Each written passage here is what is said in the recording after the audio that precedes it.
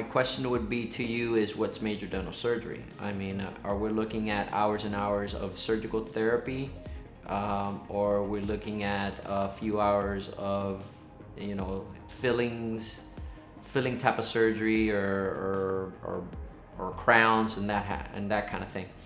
So it all depends on what the triazolam, how the triazolam affects you. It affects people differently. So that triazolam is a benzodiazepine, and it's considered a sedative.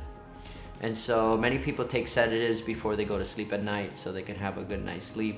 And so that's what it's going to do. It's going to make you drowsy and kind of forgetful.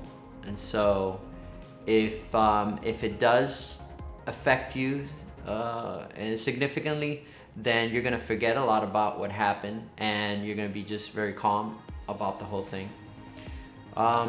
But if it doesn't, then you're still gonna have some anxiety with it. And if it's a really long procedure, like maybe a half-day type of procedure, maybe you need to go to more of a IV type of sedation, where they give you medicines through the IV.